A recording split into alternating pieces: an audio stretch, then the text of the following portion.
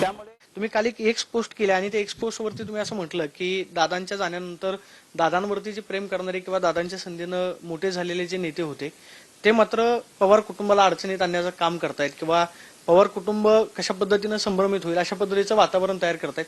कोण आहेत हे लोक? तुम्ही नाव घेणं मात्र टाळले. हे पहा, असं काही स्पेसिफिक कुणाला उद्देशून किंवा काही व्यक्तींना समोर ठेवून ते माझं पोस्ट नाहीये. याच्यामध्ये कुणी असं एक व्यक्ती असू शकत नाही की ज्या पद्धतीनं अजितदादांच्या दुःखद निधनानंतर खरं तर संबंध महाराष्ट्रातला सर्वसामान्य पवार कुटुंबावर प्रेम करणारी या महाराष्ट्रामध्ये फार मोठी जनता आहे आणि दादांच्या निधनानंतर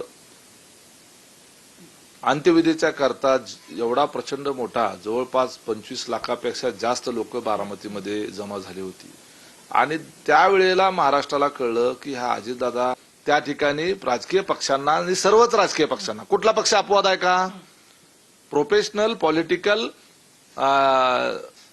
काम करणाऱ्या ज्या एजन्सीज आहेत असं कुठला पक्ष दावा करू शकतो का की आमच्याकडे तशा पद्धतीची कुठली एजन्सी नाहीये म्हणून.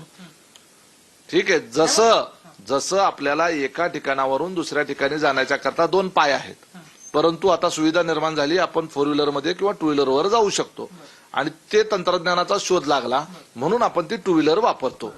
बरोबर आहे. कॅल्क्युलेटरचा शोध लागला म्हणून आपण कॅल्क्युलेशन करतो.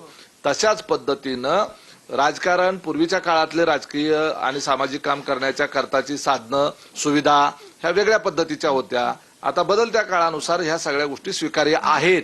त्यामुळे त्या संदर्भानं पक्षाचा राजकीय सल्लागार असणं काही चुकीचं नाही. बरोबर आहे ना, त्याच्यामध्ये मान्यच आहे ना. आता मागच्या निवडणुकांच्या वेळेला ज्या आज आम्ही सत्तेत आलो, लाडक्या बहिणींच्या त्या ठिकाणी योजना आणली गेली, ह्या सगळ्यामध्ये पूर्वी काही राजकीय सल्लागार होते, त्याच्याही पूर्वी होते. आणि प्रशांत किशोरांना राजकीय सल्लागार म्हणून नियुक्त करणं काही चुकीचं नाही. मला माहित नाहीये की प्रशांत किशोर यांना राजकीय सल्लागार म्हणून नियुक्त केलं आहे किंवा नाही, ही माहिती माझ्याकडे पण नाही.